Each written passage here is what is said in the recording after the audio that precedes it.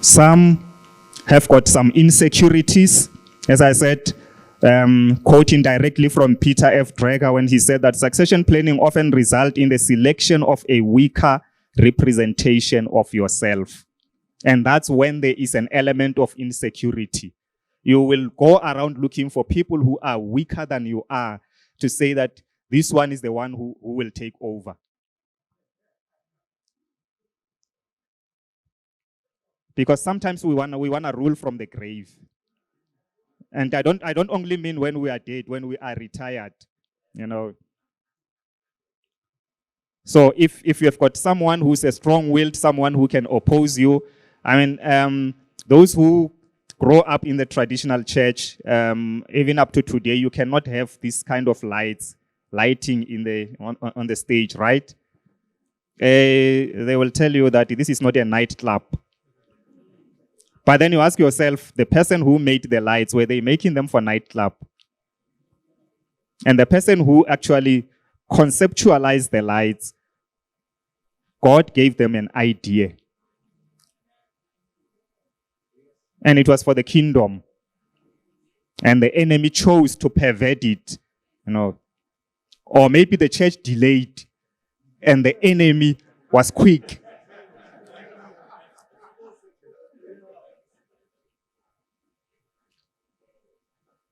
So if you are going to choose a young person and you are from such kind of a background, that young person might choose to have lights, stage lights like this one in the pulpit. And if you have chosen someone stronger than you, you tell them that, no, I don't want these things. They say, but I'm in charge. And the thing with, one of the challenges with poor succession planning is that it will extend the tenure of leaders beyond their mandate. And when a leader has reached their sell-by date, I know it's a difficult term to use when I say sell-by date. And I'm saying sell-by in terms of the assignment, not in terms of the vision. That the phase, your phase in the vision has come to an end. But you want to continue because you did not appoint anyone, you did not train anyone to take over from you.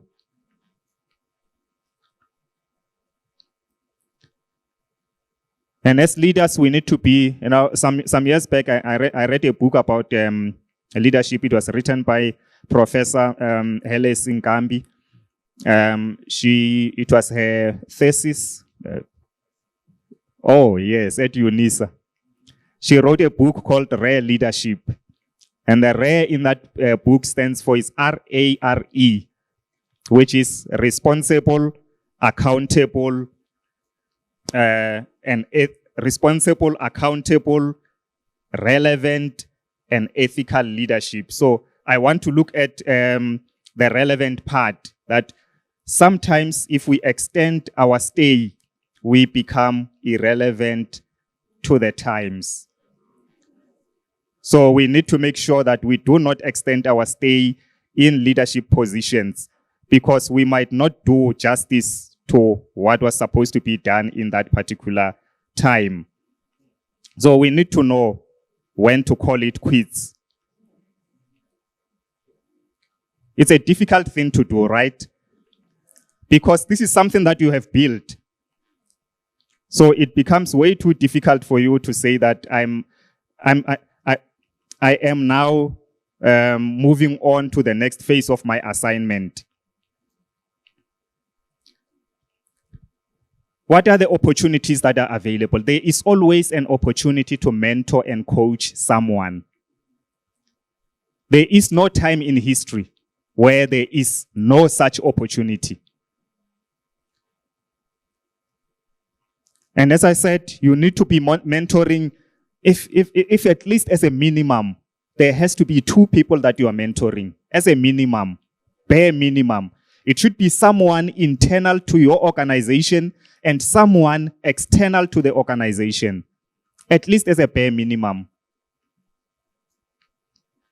And the reason is that when you are mentoring someone within the organization, you are mentoring someone who's already adaptive to the culture of the organization. They understand it. But when you are mentoring someone outside the organization, you are multiplying yourself externally. And there is a chance that the person would want to do the things that you are doing. They want to look like you.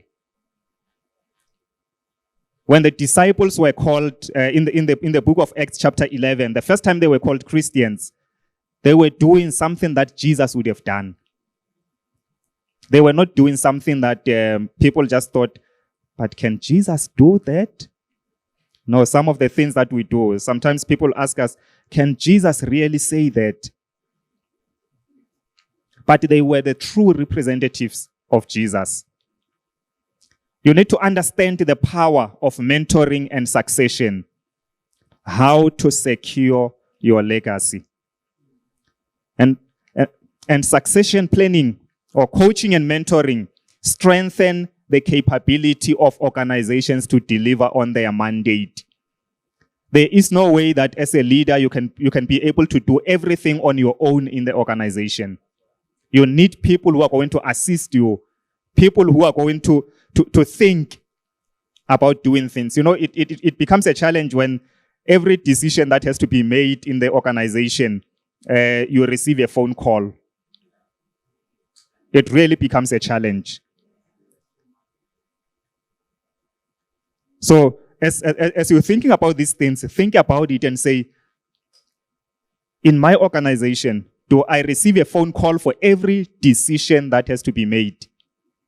Because at some stage, people are going to call you to say there's a phone ringing, can I answer it?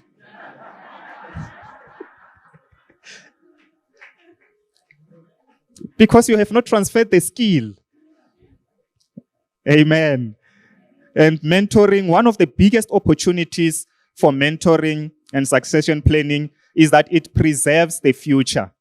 So when I'm saying it preserves the future, it does not help you with preserving or protecting your past, but it preserves the future. Meaning that the future generations are able to build up on what you have already built. And as Pastor Charles said yesterday, it preserves your time. As a leader, you need to multiply your time. And one of the ways to multiply your time is to have more leaders that you are mentoring, that you are bringing up, so that you are able to release some of the things that you would not ordinarily be doing for them to do. And that will help with the growth of the organization. So you're buying time. So as Pastor Stella said when I was coming to the stage, one of the things that I'm doing as a student or an upcoming scholar, you know, we work with frameworks, right? We develop frameworks, and those frameworks becomes something that people can build on. So I'm going to speak about some frameworks, integrated succession planning framework that you can use to really help you to put together a structure in your organization. And before you even get to that level, you need to understand the organization you are leading. What are our immediate experiences as an organization? And I think in the form that Pastor Lynn gave us yesterday, or when she was presenting, she spoke about these experiences. And I hope that you were listening. Right? So, as I said, this is integrated. The whole conference is integrated. She spoke about the experiences. What experiences do we have as an organization? And what are we doing with that information? Is it helping us move forward?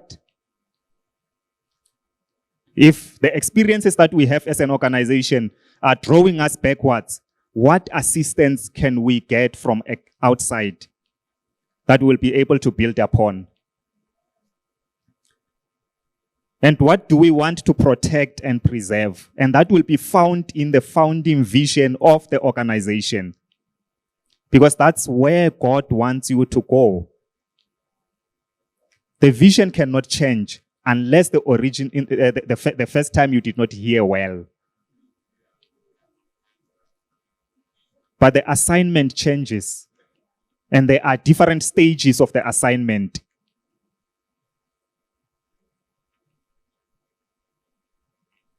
So you need to understand what is it that we need to protect and preserve. What are our guiding principles and the red lines? Red lines, they are not dangerous lines. So when you have got when you have got a plan that I am going to build this house, those who come from a construction background would know this, that sometimes you encounter some difficulties in the process of building. You'll find that there are some small alterations that you need to do. And on the plan, we call that red lined. So it becomes a red lined drawing. At the end of the day, when you take it, you can take it back to the city council for final approval to say, this is as-built drawing. So those changes are called red lines. So what red lines are you drawing on your strategy to develop leaders in your organization? Drawing from your experiences. And what is our signature approach? One of the things, some years back, I was attending a conference at Santon Convention Center, and we were having a discussion during lunch with some people that I did not know. I was meeting them for the very first time. And then one of them told me that he grew up in Middelburg, and as we engaged, we started talking about the kingdom and everything. And he said, you know, there's a church at Witbank. They are known for excellence. And I asked him, what's the name of the church? He said, no, I forgot the name, but it's led by a guy called Eddie. I said, oh, no. That guy is my pastor.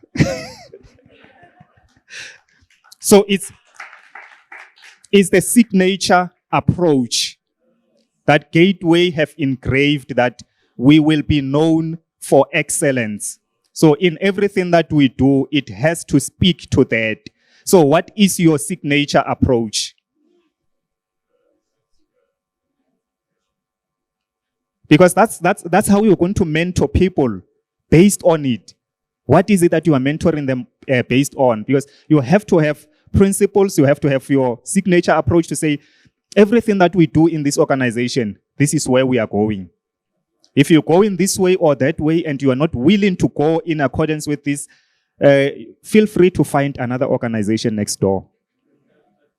I know it's a difficult thing to do, but if a person doesn't want to work in accordance with the set standards in an organization, I think they are not worthy to serve under your leadership. It might be very difficult. They will say you fire people from church. I don't know if it's possible, but sometimes we have to consider it.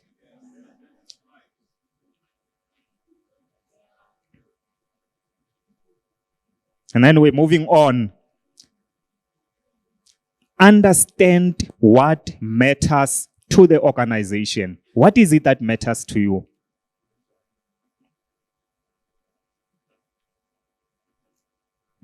And as I said, you know, when Apostle asked me, who have you prepared to take over from you?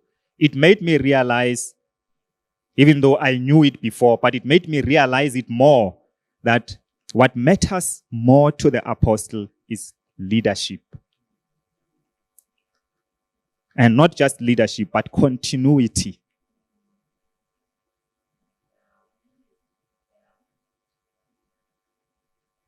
So you need to know what matters to the organization. What is it that matters to you? At some stage, you need to think, can you reimagine the organization without you? Is it possible?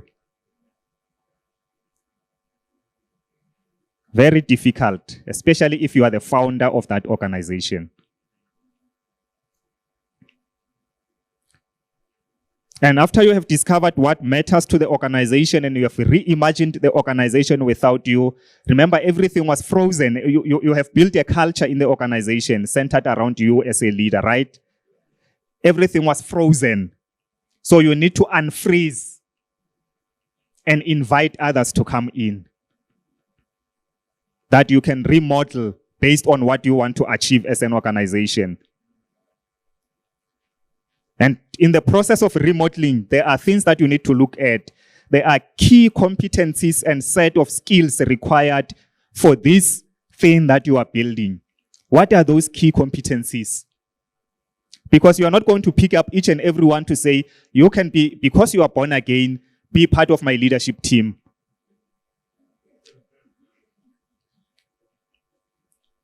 Of course, we are not going to pick people who are not born again to be part of the leadership team. Therefore, being born again gives you that one foot, but do you possess the skills and the competencies required to execute the assignment that you have been given in the leadership position? It shouldn't be about being in leadership. And now I'm talking to mentees. Because I know one of the cries that people are having is that, hey, I think my pastor is delaying me. And then we jump ship because somewhere else they are promising us something, right? Say, no, there's an opportunity for you to preach every second Sunday.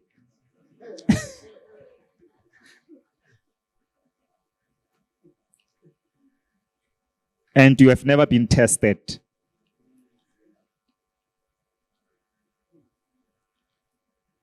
Because there are some requirements. You need to be tested. You need to be given feedback about the things that you are doing. You need to be told that when I asked you to speak on this particular subject, you did not speak about it. You spoke about something else. When I ask you to speak about a subject, please stick to the subject. And it doesn't mean that the pastor is demonic or something, because sometimes we go out there, the mentees. I think it was, I can't remember, but on Thursday or Wednesday, maybe it was Pastor Stella who said that, what do you say about your leaders?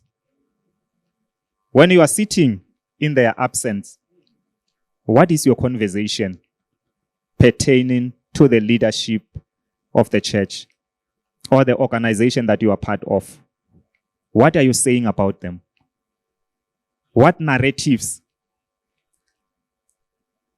When people say things they shouldn't be saying in your presence regarding the leadership, do you participate or you remind them? You tell them that you can continue talking if you want to, but I'm not going to be part of what you are saying. Because it has to be clear that I'm not part of whatever you are talking about. I don't want to be part of it. Conduct periodic succession drills.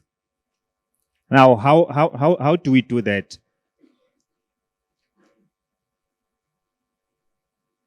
Ordinarily, I'm thinking you would be expecting Pastor Stella or Pastor Eddie to be standing here, right? Speaking. But they decided that I should come here and speak. As part of the development, to say that, can you speak in a full auditorium? Do you have a confidence to stand in a full auditorium and speak? That's part of a drill to say, he's able to do it. Therefore, we can now send you to a bigger conference. But the problem is that you are given 5 minutes of word of offering in the church. And then you take 30 minutes saying the Holy Spirit took over.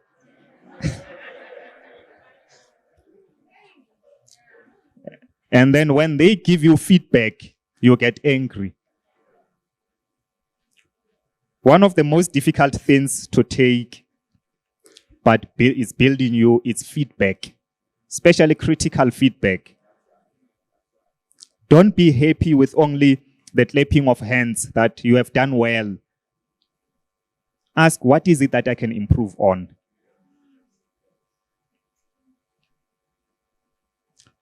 Put in place extensive transition process for smooth onboarding. it has to be such that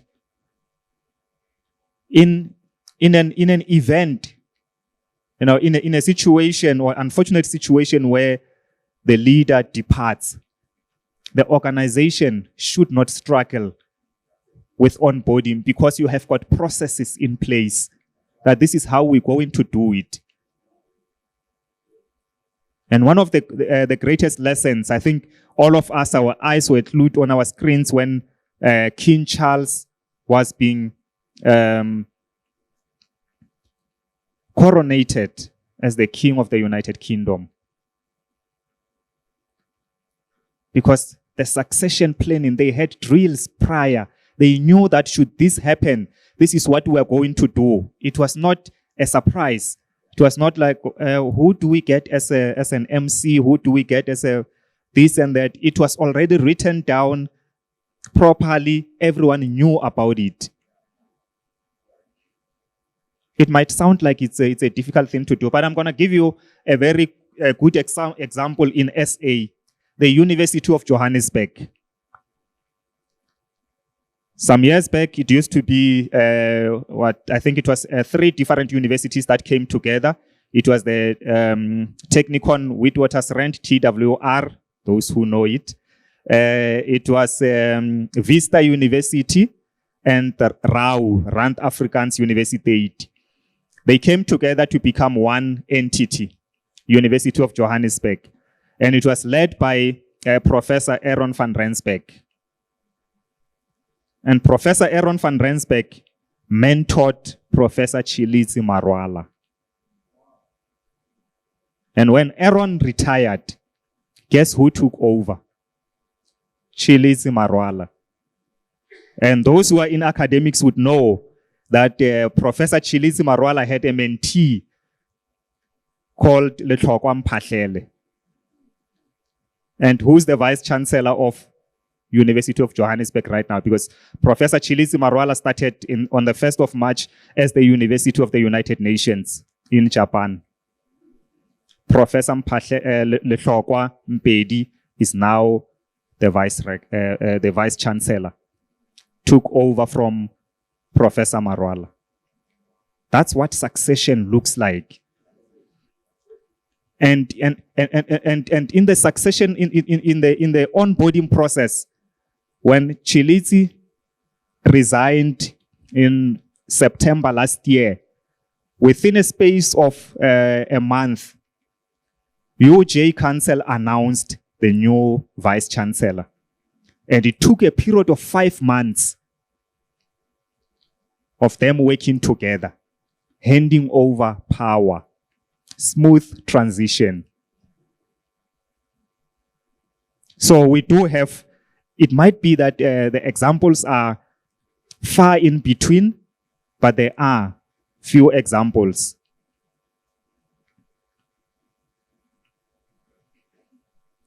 And then, once you have put in all this extensive transition process for smooth onboarding, you need to start with your leadership development. And in starting with the leadership development, this is the framework that I was talking about. The first thing that you need to do, obviously, is to identify potential leaders within the organization. Who are the people with capacity to take over? And who are the people that I'm going to teach about this vision, that I'm going to drill this vision into? That when Habakkuk was praying, God said to him, write down the vision and let the heralds run with it. But the problem is that there are those who run away with it.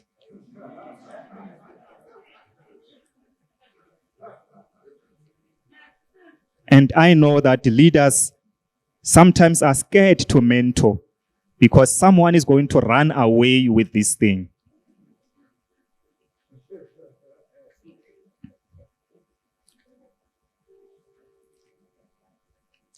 And there are few things that you need to look at when you have identified, potential leaders. The model that is in the framework, you can see on the screen there, it says BIGS model.